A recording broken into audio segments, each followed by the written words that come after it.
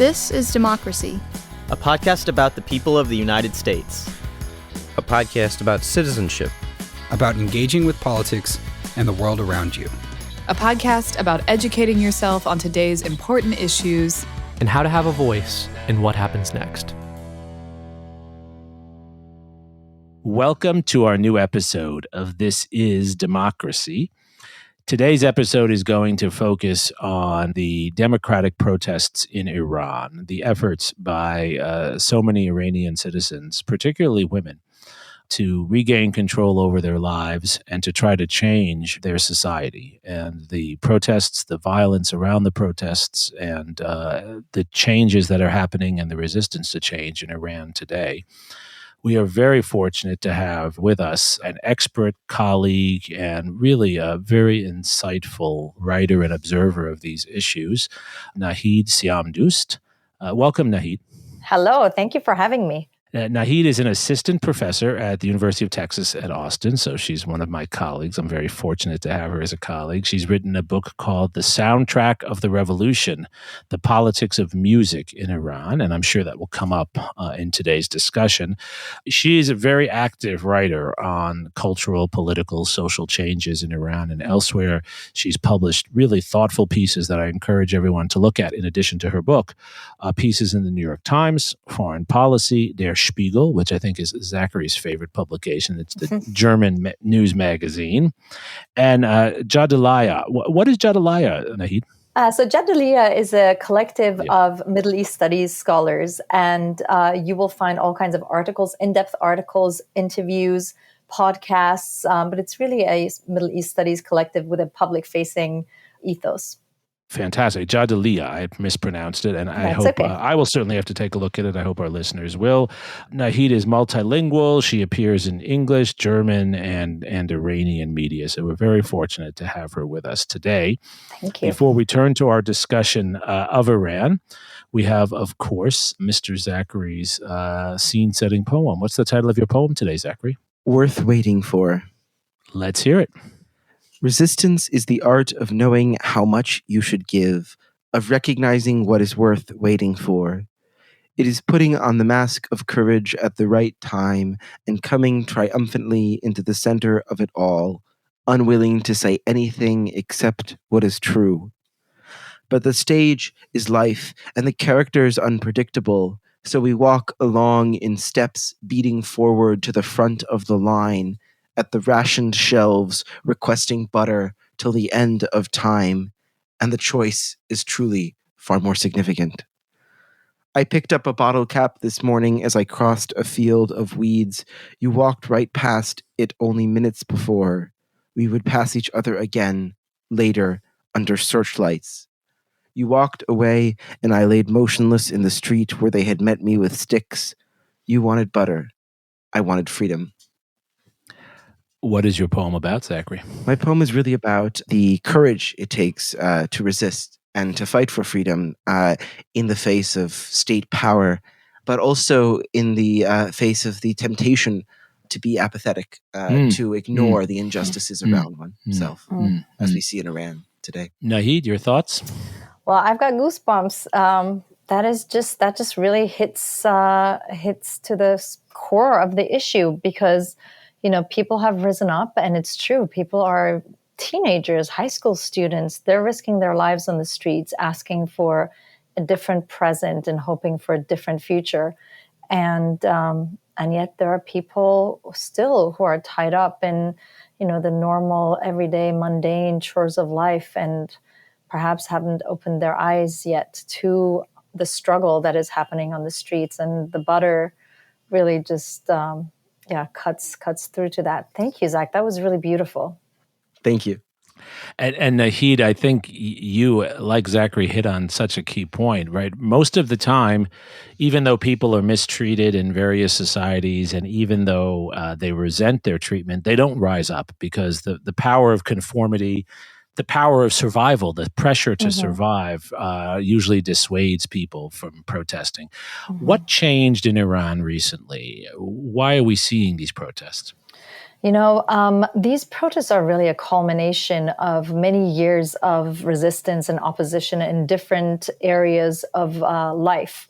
And so what changed this time was really, people expressing that they finally have had enough, that the humiliation, the indignation, with the imposed reality of the Islamic Republic, this, divide that they kept between the ideology and the life that they're imposing, which is so at odds with the inner lives that Iranians are living and have been living openly on social media for at least a decade. And I think what changed this time was the fact that these two realities are at such odds with each other, and that the generation that's come to the fore this time around, the high school students who are on the streets, the university students who are on the streets, they have lived a life that has been completely dual, right? The public life that's been imposed on them, and their lives on, with their friends in the private spaces, on their social media sites, and that kind of living on social media platforms has finally had its full-on spillover effect to the point where, a young woman being killed simply for not being dressed according to the ideals of the state becomes absolutely outrageous and can no longer be tolerated.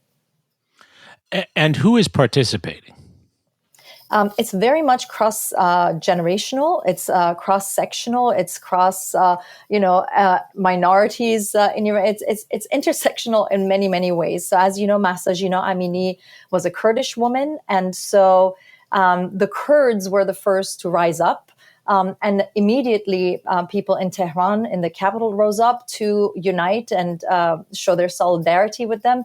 And people all over Iran rose up. So we have the Baluch. Iran is a real patchwork of different ethnicities. And Iranians are very much proud of being a very diverse culture and having all these different languages and cultures as part of this great nation. And so the different ethnic minorities in Iran, the Azaris in the north, Baluch, the Arabs in the southwest, and of course the Persians and others as well, they've all risen up to say this is no longer about just one segment of society. This is not about the workers who rose up a couple years ago because of terrible working conditions. This is not just about the students. This is not just about the middle class of 10 years ago who was still, trying to achieve reforms from within. This has now, the conditions affect everybody equally because they are living conditions economically, socially, ideologically, intellectually, whether it's political, social, cultural, on all these fronts. People have been faced with, the state has been imposed conditions on them that are not worth living for, and that are, for which it completely evades impunity. So, when somebody is killed by security forces, by the Sepah, such as Mahsa Amini, for example, under the arrest of the morality police, there's just complete impunity for the state. And people have just had enough. They're fed up with it, is what I'm hearing you say. And it's worth just taking a step back for a second. I think it's always struck me, as someone who's a non-expert, a very strange situation, right? You have an Iranian population, which in some ways is so cosmopolitan, so focused on rigorous and exciting and artistic activities in their private lives, but yet you have this public morality police, Islamic police, I guess, right, that are trying to force people in public to cover themselves and various other limits on freedom. And it was as I understand it, it was the arrest, mistreatment, and death of a young woman that's triggered a lot of what we've seen now. Is that accurate? That is accurate. And, Iranians have a very cosmopolitan conception of themselves. And truly they are. They have, they're engaged with what's happening in the world. They're often very knowledgeable about what's happening in the rest of the world, culturally, politically. And yet they are living under this government that is trying to impose a very narrow definition of what it means to live, an Islamic life, or a certain kind of Islamic life that they're trying to impose on them. And not only that, over the last few years, over the last decade or so, people have seen increasingly sort of the hypocrisy that comes with this kind of imposition, because they've seen that the children of the people leading this government, of high government officials, they themselves send their children to study in the West, abroad, living very westernized lifestyles, which are then displayed with quite sort of a lot of pomp on some social media sites, the rich kids of, these officials. And so the hypocrisy of imposing a certain kind of life under the banner of Islam, right? Under this sort of hypocritical banner of Islam on the rest of the population, a kind of life that their own children don't have to live. I think this has been the recognition over the last few years that's boiled things over. And how has the state itself responded? Has this been perceived as a sort of existential threat, or have there been attempts to sort of swiftly quell any form of resistance? I think the state very much understands that this is an existential threat because, Zach, as you know, there have been, we had the biggest uprising after the revolution in 2009, 30 years after the revolution. That was completely repressed and quashed. Then over the last 5 years, they have been sporadically very strong demonstrations and protests all over the place, but much more sort of, spotty. So not the entire country hasn't risen up the way it has this time. But this time around, it is very much, it includes people everywhere. And artists have entered the fray in creating music to accompany the protest movement, creating poster art, creating videos. They have the diaspora, which is a very large diaspora, in part because of the kinds of living conditions that the Islamic Republic has imposed on Iranians. A lot of Iranian families are completely split. Many of them have emigrated abroad to Europe, to Asia, to America, to Australia. And so the diaspora, which is a fairly new diaspora that's still very much connected to what's happening in Iran, has also joined in. And last week you had the biggest demonstration ever of Iranians in the diaspora, something like 80,000 people marching in Berlin. And so this is the biggest challenge that the state has faced since the 1979 revolution. And they are now attacking, the security forces are attacking anybody who chants the slogan, Zan Zindagi Azadi, woman, life, freedom in the streets. They're being quite, they're being very violent in killing indiscriminately in some protests, shooting, very young people, and already something like 350 people that we know of have been killed, and many of them very young. That's horrible. That's absolutely. I did not realize that many people had been killed already. Are there supporters of the regime? Is there like a counter protest of any kind?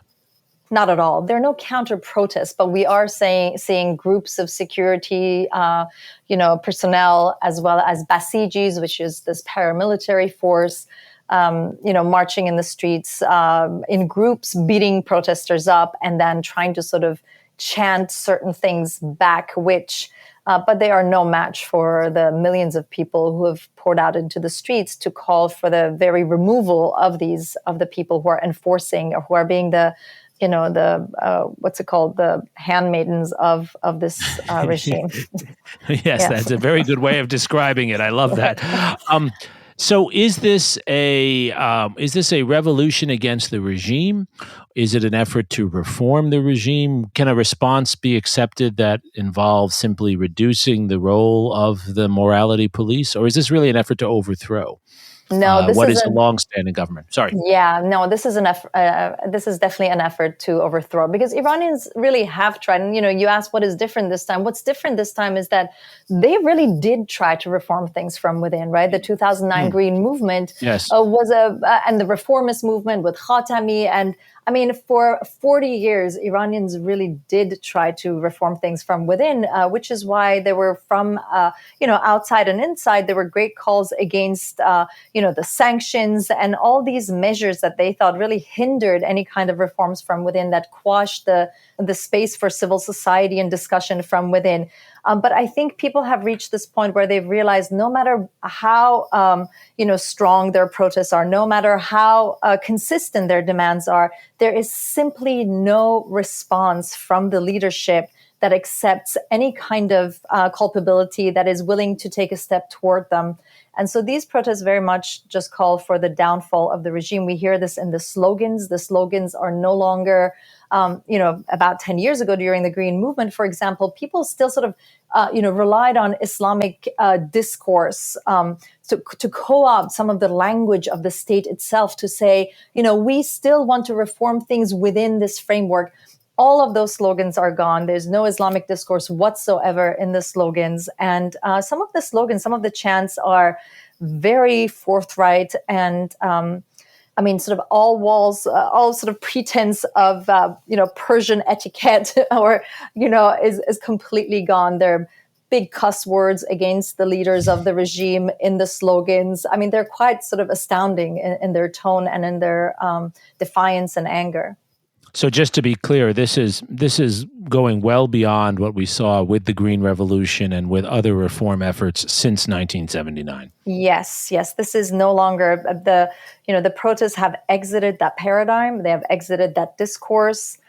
This is just calling for the downfall of the regime and, saying things like, we will continue until we get our country back. Your final days have come. Aban, which is the month currently in the Persian calendar in Iran, Aban is the month of blood, and this is the end of your system. I mean, this is no longer saying things such as, God is greater, and let's try to still achieve something good together.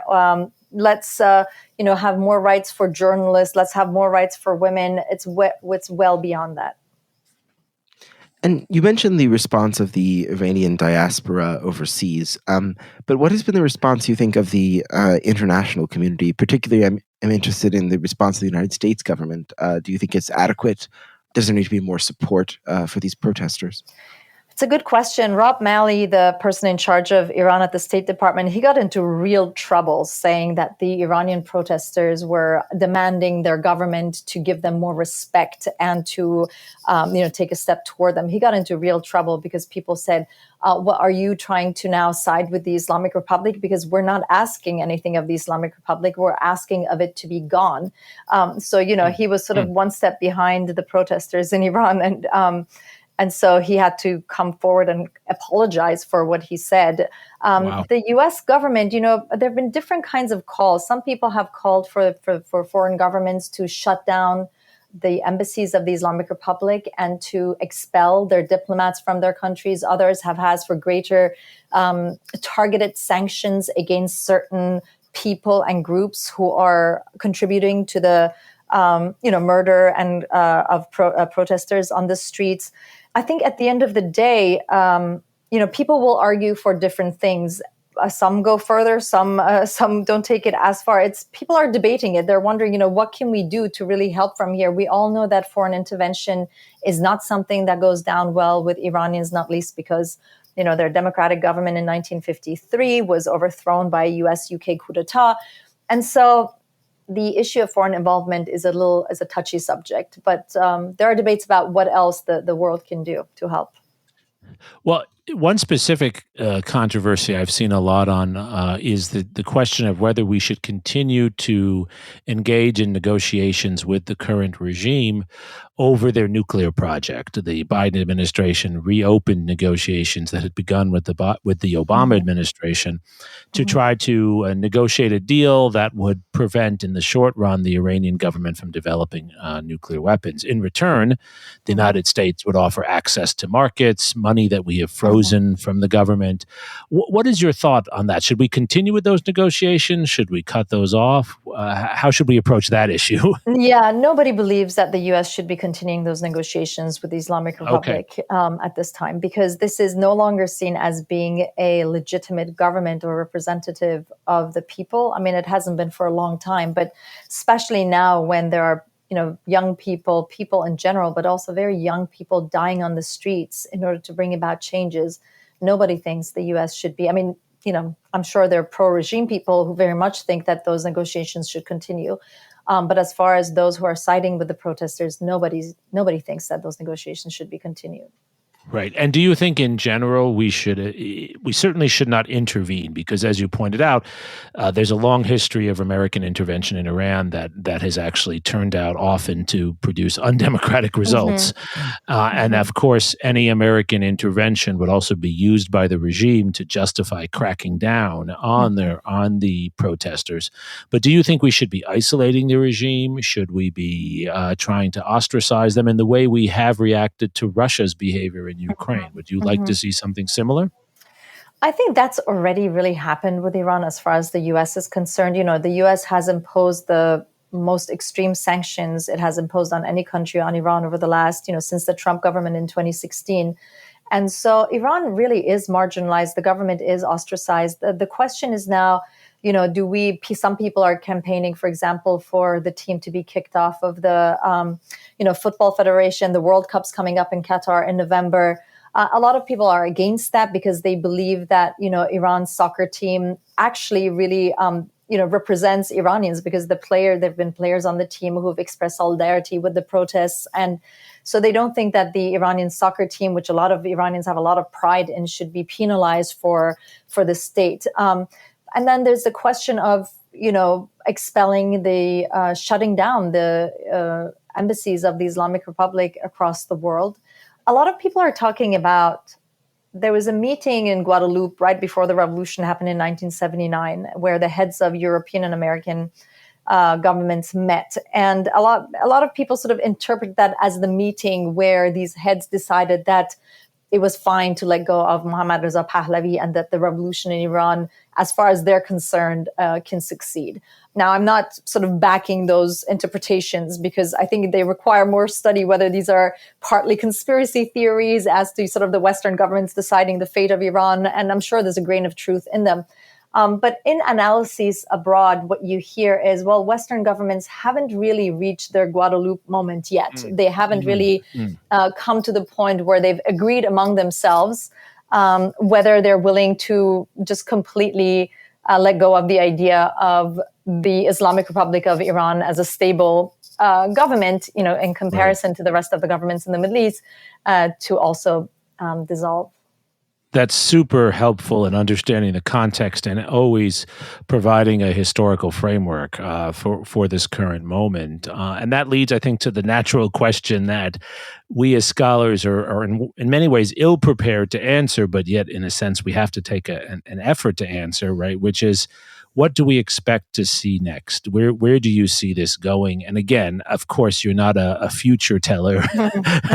So anything you say now, we don't expect you to have certainty about it. But as a scholar, as someone who understands the culture and the history so deeply, and clearly also someone who feels a strong connection, how do you see things moving forward? Do you expect to see regime change? Do you expect to see more reform? I'm curious for your thoughts on this.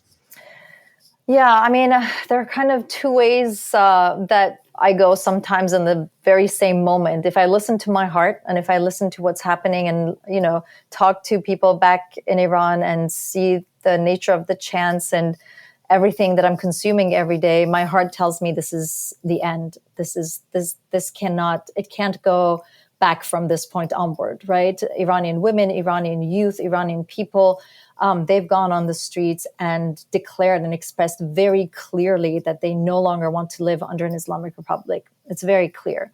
But then when I, think about it a little, see other videos and think about it a little more rationally, I can see that they've got the might, right? The Islamic Republic is a very strong security state, and they have no qualms about killing people on the streets and imprisoning many more.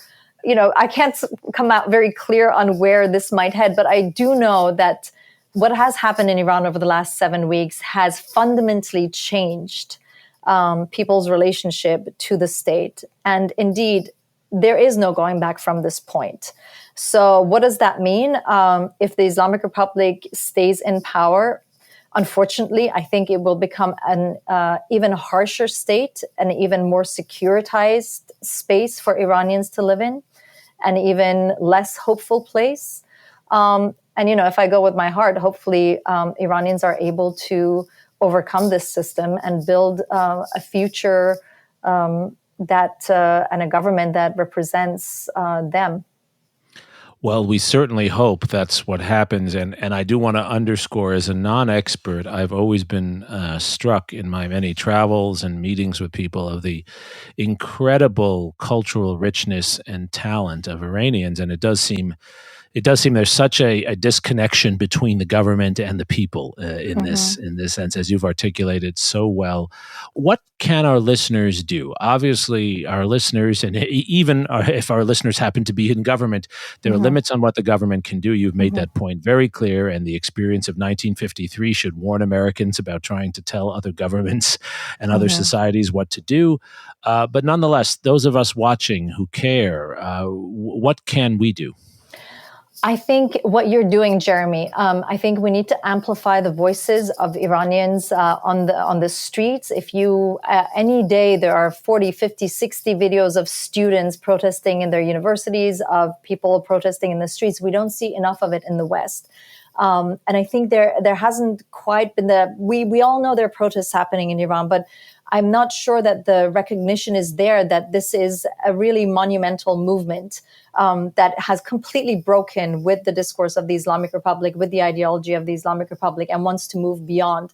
And I think we need greater international solidarity with Iranians in Iran and amplifying their voices. So your listeners, simply by reposting certain posts they might see on Iran, or posting videos they see, partaking in the kind of discourses that are happening on Iran. This is, some listeners might be a little hesitant, thinking that, and I've heard this before, they're not exactly sure how to engage, because we don't want to be engaging in, let's say, Islamophobic discourses, but I think just taking the cue from the people on the streets in Iran, you will know that you are doing the right thing, and you are not engaging in something that is somehow against the will of the Iranian people. So just amplifying people's voices.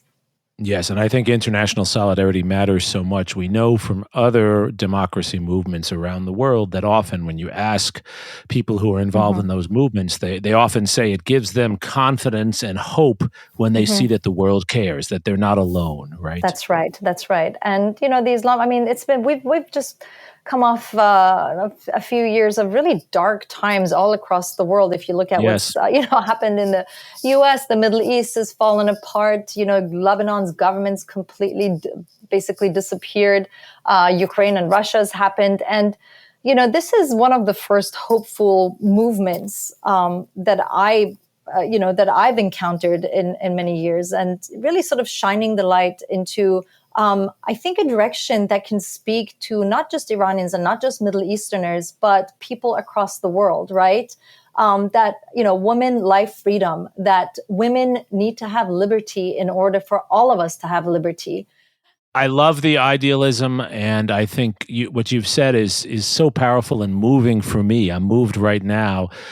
We need optimism and idealism, and we need hope. And these courageous, initially women who really have spearheaded this movement, they give us reason to believe that the world is not cynical and that there are opportunities to make change. Where, Nahid, should our listeners go if they want to not only learn more, but see more that they can amplify? What are some good sources that you would recommend to them? It's a little difficult, but basically, I think looking up hashtag Mahsa Amini on Twitter, you will see a lot of posts that will be useful. Can you spell that? So that's hashtag, and then the name of the Kurdish woman who's ignited these protests. MAHSA. Okay. AMINI, Mahsa Amini. So hashtag Mahsa Amini. Most Iranians and others who are posting on this are, hashtagging their posts. I think it's become the most tweeted hashtag, if I'm not mistaken, in the history of Twitter. Something like 340 million tweets by that hashtag. Apparently more even than, that's something I read a couple of days ago. I hope I'm not wrong on that. And then, there's certain websites that are very good at following the story too. I would say Iran Wire is one. Jadaliyya is another good one. And then really just, looking New Lines magazine is good. There's certain outlets that are paying close. Middle East Monitor, Middle East Today. There's certain sites that are paying attention to the story, and these are just I'm trying to really mention English language websites. Of course, there are many others in Persian, but yeah. Yeah, that's super helpful.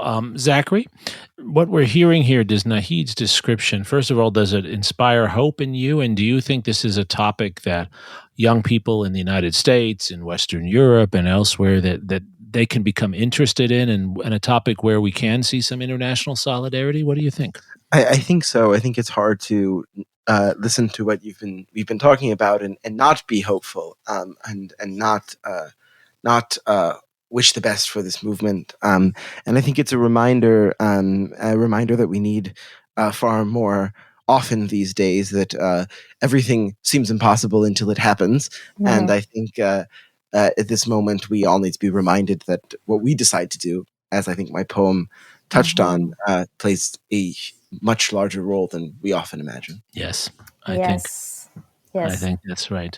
Thank you. Nahid, thank you so much for joining us. This is Nahid Siamdoust, my colleague and fellow professor here at the University of Texas in Austin. And more important than being a professor, Nahid is obviously an idealist and someone with great insight in what might turn out to be one of the most important democratic movements in our decade, and perhaps in the coming decades as well. Nahid, thank you so much for sharing your insights with us. Jeremi and Zach, thank you so much for having me. And Zachary, thank you for your poem as always. And yes. Thank you most of all to our loyal listeners for joining us for this episode of This Is Democracy.